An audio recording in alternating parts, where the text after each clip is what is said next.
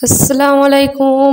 আপনারা সব কেমন আছেন? আশা করছি যে যেখান থেকে ভিডিওটা দেখছেন সকলেই ভালো আছেন। মিশুর হেসেলে আপনাদের সবাইকে ওয়েলকাম। আজকে আমি আবারও একটা রেসিপি নিয়ে এসেছি। আজকে করে দেখাবো তেলাপিয়া মাছের ফিশ কারি। আর রেসিপিগুলো যদি ভালো লাগে অবশ্যই সাবস্ক্রাইব করতে ভুলবেন না। প্রথমেই আমি এখানে নিয়ে নিয়েছি কিছু গুঁড়ো মশলা। দেখতেই পাচ্ছেন আমি কি নিয়েছি।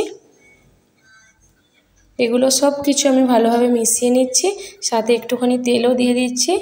এবার সব কিছু মিশিয়ে আমি মাছটাকে প্রথমেই ম্যারিনেট করে নেব, দিয়ে কিছুক্ষণ রেখে দেব। দেখতেই পাচ্ছেন মাছটা আমি ভালোভাবে ম্যারিনেট করে নিয়েছি। এখানে আমি নিয়েছি পেঁয়াজ, নিয়েছি রসুন, টমেটো আর ধনেপাতা। এখানে আমি তেলটা ভালোভাবে গরম করে নিয়েছি। এবার এখানে আমি মাছটা ভালো করে ভেজে নেব। আমার এক পিঠ ভাজা হয়ে গেছে। এবার মাছটাকে আমি আস্তে করে সাবধানে উল্টে দেব। দেখতেই পাচ্ছেন মাছটা কত সুন্দরভাবে ভেজেছি।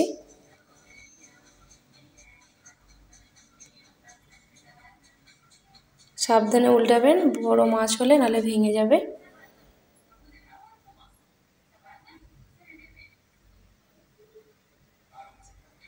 দেখতেই পাচ্ছেন মাছটা আমার ভালোভাবে ভাজা হয়ে গেছে। এবার আমি একটা জায়গায় তুলে নিচ্ছি। কড়াই ওই তেলটার মধ্যে আমি প্রথমে জিরে ফোড়ন দিয়ে নেব, গোটা জিরে, আর দিয়ে দেব রসুন কুচি।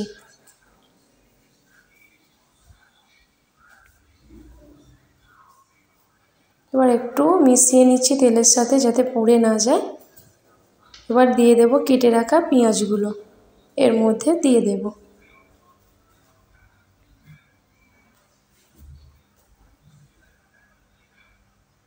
পেঁয়াজগুলো আমি সব দিয়ে দিয়েছি।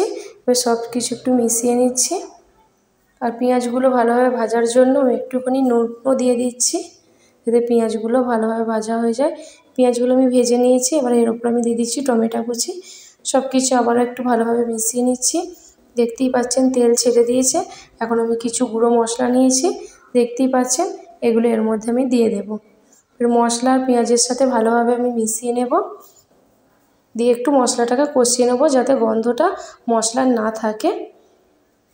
দেখতেই পাচ্ছেন মশলাটা আমার ভালোভাবে কষানো হয়ে গেছে। এর পেঁয়াজগুলো সিদ্ধর জন্যে আমি এখানে অল্প করে জল দিয়ে দিচ্ছি। এটাকে আমি ঢেকে রেখে দেবো পেঁয়াজগুলো সিদ্ধ হওয়ার জন্যে। তার আগে এখানে একটু কিছু পরিমাণ আমি ধনেপাতা কুচি ওপরে ছড়িয়ে দেব, তারপরে ঢাকা দিয়ে আমি রেখে দেব।